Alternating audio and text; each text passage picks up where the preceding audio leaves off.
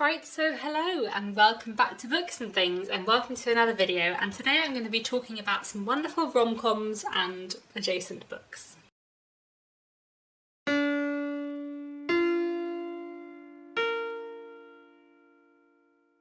So I thought it would be nice to make a video about rom-coms and kind of like books related to rom-coms more broadly. Romance is having like a big moment right now, which is lovely, so I thought it would be nice to make a video about my favourite rom-coms and adjacent books. I've been trying this video for ages, especially since I saw Emily from Novelle Novels' video, Why I Love Contemporary Fiction, which was probably about 6 months ago now, so it's been a while, but I thought this would still be a fun video to make. So the reason why I'm using the term rom-com rather than romance in this video is because I am someone who is more about the com than the rom. Like, I really enjoy a love story, but what I really enjoy is when a love story is very, very funny. And a lot of the rom-coms I'm going to be talking about today are very, very funny, and that's one of the reasons why I love them. And I've also said rom-coms and adjacent books because some of the novels I'm going to mention today have like a rom-com setup and then do something different with that rom-com setup. Maybe they don't have like a neat romantic ending, or maybe they're sort of more friend stories in the end, or these are just books that kind of like half fit into the romance genre or like the rom-com genre, but not entirely. So I thought I would say and adjacent books to make it a bit broader. I am today just going to stick to contemporary stories rather than any historical rom-coms, but if you do like rom-coms and you do like historical fiction, then I would just quickly want to recommend Lex Croucher. They are just like a fantastic writer with amazing books: Reputation, Infamous, Trouble. 3 wonderful, wonderful novels, all of which could be in some ways considered historical rom-coms, and yeah, they're fantastic. So I have quite a lot of books to tell you about today. Some of these books I've spoken about before on this channel, but some of them I haven't. I have spent the last like 7.5 years working in publishing, and for a lot of my time working as an editor in publishing, I have been working on what is sometimes called commercial women's fiction and sometimes called general fiction, depending on the publisher you work for. But in my career, I have worked on quite a lot of rom-coms, and I have read for work quite a lot of books that are rom-coms or adjacent books. So some of the books I'm going to talk about today I've read just like in my spare time, but some of them I have read for work for one reason or another. So maybe I have been working on them myself in an editorial capacity, either freelance or in-house, or I have read like a slightly earlier version of a novel on submission, or maybe I read one of these books because like a colleague was working on them, or I read them like in preparation for a job interview or a job application or something like that. There are lots of different reasons why I have read books for work in my career. But anyway, one of the reasons why I thought it might be nice to make this video is because some of these books and authors I have spoken about before, but some of them I haven't, and I wanted to shout out some amazing rom-coms that some of you might like as well. I'm not going to rank these books or anything, but I'm just going to start off with the authors I've read multiple books by and then move to the authors I've read one book by. I feel like I've forgotten an author who I really like, and I feel like the moment this video is finished I will remember someone, but in the meantime, anyway. The first author I want to talk about is Vari McFarlane, who is a wonderful rom-com writer. I have read 5 of her books. Don't You Forget About Me, Last Night, Mad About You, Between Us and You Had Me at Hello. There are still more books by her that I have to read. She's written quite a lot, but I really, really like all the books by her that I have read. My favourite is Last Night, which is probably my favourite rom-com ever, and I think is truly, truly fantastic in so many ways. There are a lot of things I love about Vari McFarlane's books. Her humour is very, very sharp, her characterisation is great, her books often deal with very serious themes, with often kind of a rom-com plot and another plot kind of working side by side. Last Night, my favourite one of her books, is as much a book about grief as it is a rom-com. And then there are 2 things that Vari McFarlane does really, really well that I really appreciate her books for, because I feel like they're not things that are a feature of all romance books or all rom-coms.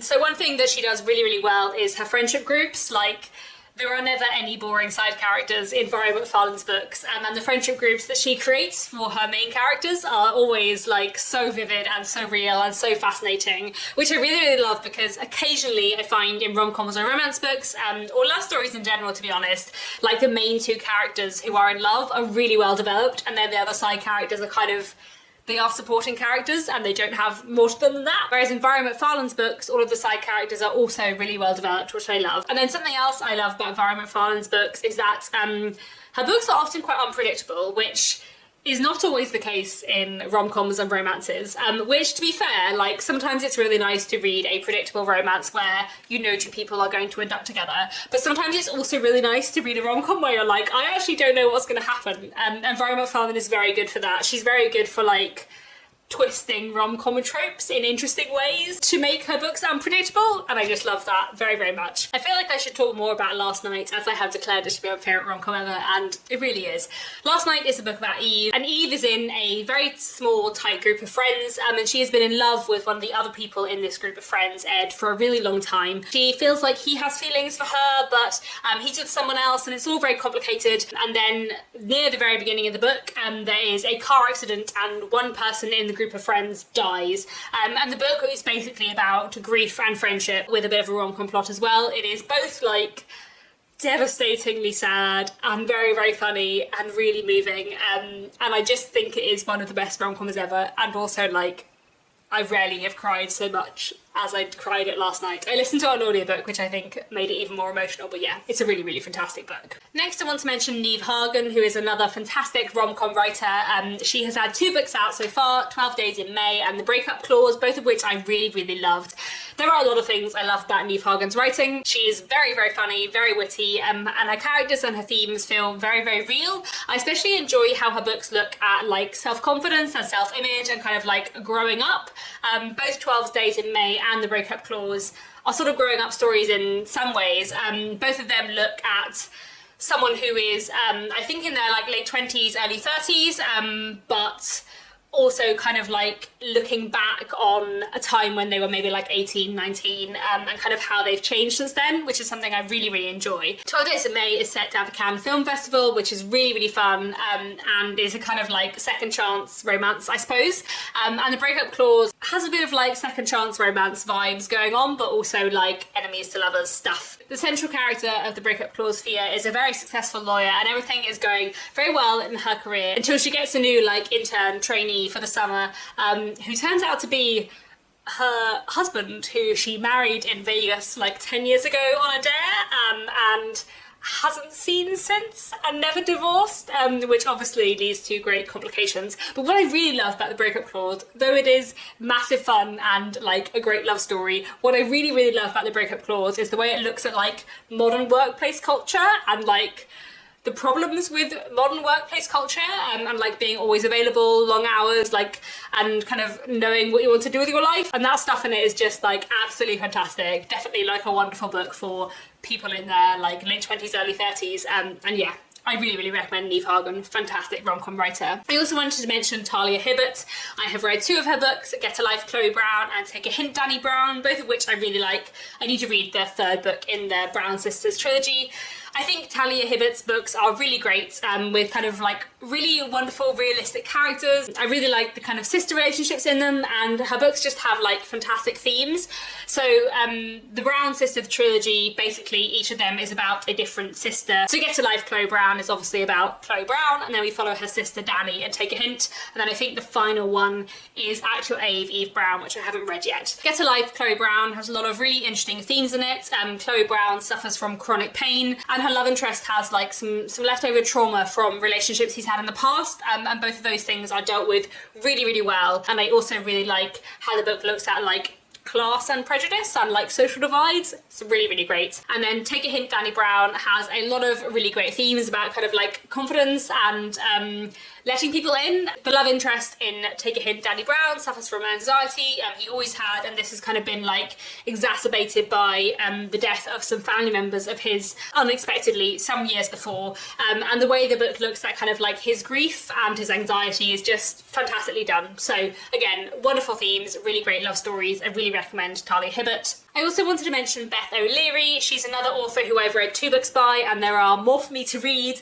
I really enjoy both The Flatshare and The Switch. The Flatshare is, as it might suggest, a novel about 2 people who share a flat, except they never see each other because one of them works nights and one of them works days, so they literally like share a bed, being present in the flat at different times and like leave messages for each other with sticky notes. It's great fun, really excellent love story, but also with some really interesting and important themes, especially to do with like coercive and toxic relationships, and I really would recommend it. And then I also really love The Switch, which is about a young woman and her grandmother who are both feeling a bit unsatisfied in life, and so they decide to switch places, and the granddaughter goes and lives in her grandmother's quiet country village, and the grandmother comes and lives in her granddaughter's flat share in London, and they just see what happens, and it's got some great love stories, but it's also just like really fun, and I really enjoy the relationship between the grandmother and the granddaughter, and I really love the grandmother story, so I really recommend The Switch as well. The next author I want to mention is Helly Acton, and Helly Acton is a fantastic writer who definitely does like very interesting things with the concept of the rom-com, shall we say. So I've read 2 of her books, The Shelf and The Couple. There is a new one, Begin Again, lately out, which I haven't read, but I'm very excited to read that too. That sounds amazing. The Shelf is not a rom-com. The Shelf is an anti-rom-com, but I thought I would mention it in this video because it is an anti-rom-com, and it definitely like plays with rom-com ideas, and Helly Acton's second book, The Couple, is more of a rom-com. So The Shelf is about a reality television show where women are publicly broken up with live on TV, and then they have to compete to become better girlfriends, and the women decide to like team up together and kind of take down this terrible TV program from the inside, and it is just hilarious and distressing in equal measure, and a really good like takedown of patriarchy. So I highly recommend The Shelf. And then The Couple is like a rom-com set in an anti-rom-com world. The Couple is a love story that takes place in a world where romantic relationships are not seen to be the norm, where very few people are in couples, where it's considered very normal to be single, and it's considered a bit weird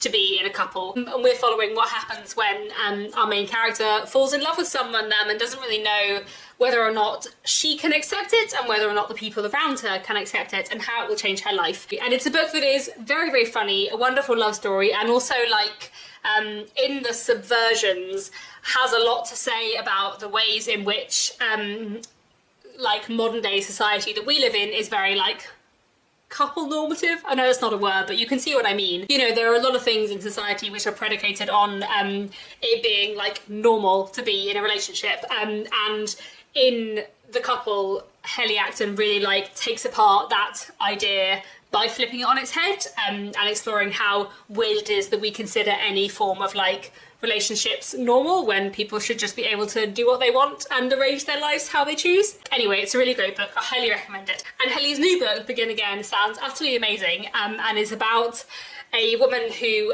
dies very young, and then is given the choice to look back on her mistakes or like the big decision moments in her past, and see what her life would have been like if she'd made different decisions, and then she can like pick a different life branch to go back to and to be given another second chance at life, and I think it's going to be just another wonderful deconstruction of the rom-com as a genre. So yes, I highly recommend Helly Acton. Her books are amazing. So those are all the authors who I've read multiple books by, or at least authors where I've read multiple books that are rom-coms by. There is another author who I've read multiple books by, but they weren't rom-coms. Anyway, moving on. I have quite a few other books to talk about though. So one book I wanted to mention is Mrs. Nashs Ashes by Sarah Adler, which I read very recently and I absolutely loved. Mrs. Nashs Ashes is a wonderful novel with a great love story and a hilarious central character who is just like, has the best voice.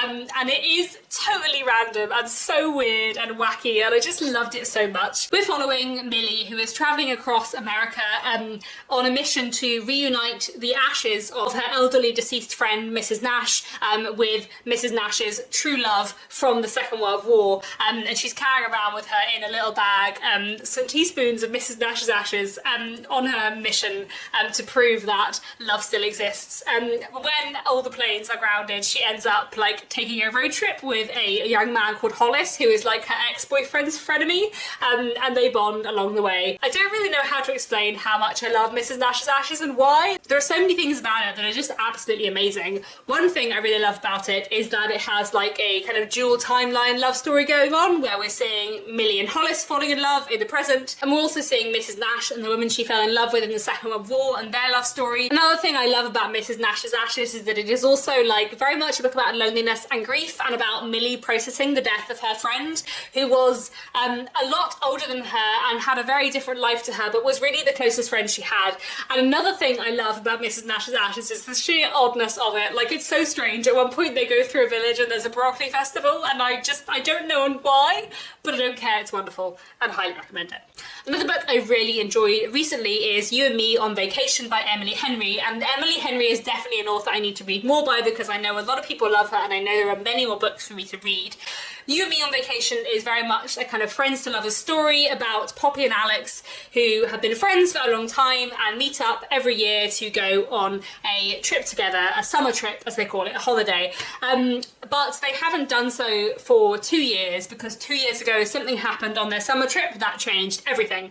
And we basically follow them in the present day going on their summer trip that Poppy has organised to try and like get their friendship back on track. And then we're also following all their summer trips previously to see kind of how their relationship worked. I think You and Me on Vacation is a really great like friends to lovers story. There's a point early on in the book when Poppy, aged like 18, when her and Alex both become friends, where she thinks that their friendship is 95% platonic and 5% what if, and basically you see over time that what if grow a little bit bigger, and I feel like that dynamic works really, really well and feels very, very believable. And also I really enjoyed Alex as a character. The first time you meet him, he's sat in a bar reading a book, and you know, I highly approve. Another rom-com I read and loved recently was Just As You Are by Camille Kellogg. This is a queer Pride and Prejudice retelling, but it's also a great rom-com in its own right, following a woman called Liz who works at a queer magazine called Netherfields, and what happens when the magazine is taken over by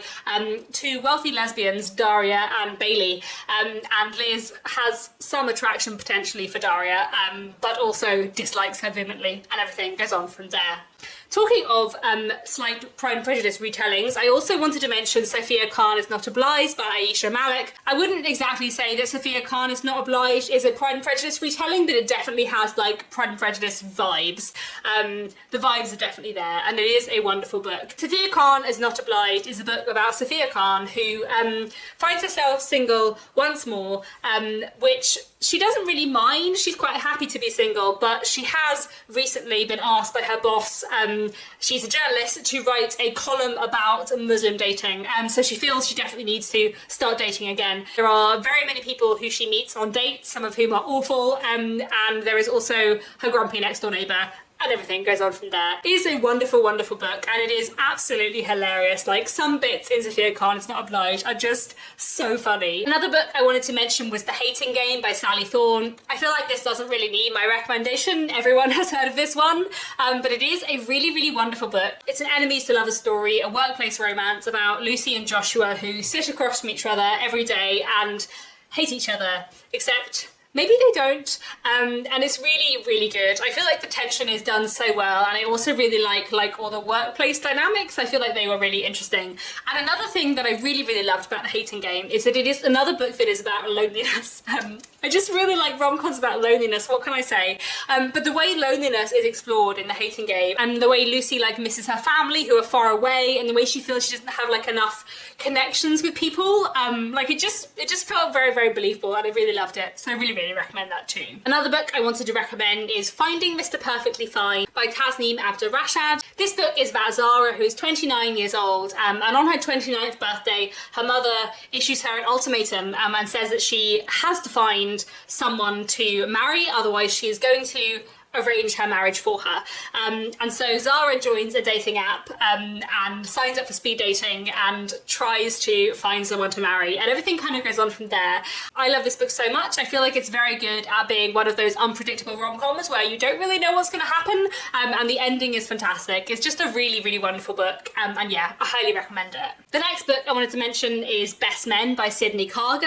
And this book follows Max, a young man who has a really bad one-night one-night stand one day, which wouldn't really matter, except that shortly after this terrible one-night stand, one of his friends asks him if he will be the best man, the man of honour, basically, for her wedding, which is great until he discovers that the groom's best man is the man he had a terrible one-night stand with. And so we end up with the two best men of the wedding having some past that they're not going to acknowledge, and also lots of tension and everything that kind of goes on from there.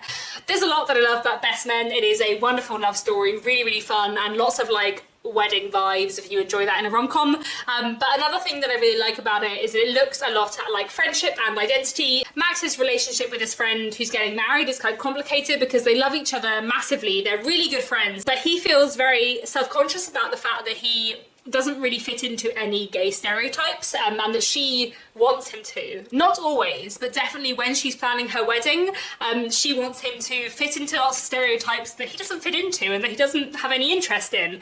And so the kind of like tension in their friendship is very much explored in Best Men in a way that I just think is fantastic, so I highly recommend it. Another book I wanted to mention is In Case You Missed It by Lindsay Kelk.